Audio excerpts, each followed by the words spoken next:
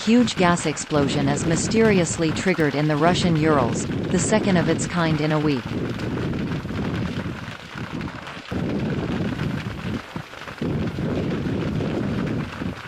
It was the second major explosion east of Moscow, but there was no immediate link to suspicions of sabotage inside Russia during the war with Ukraine.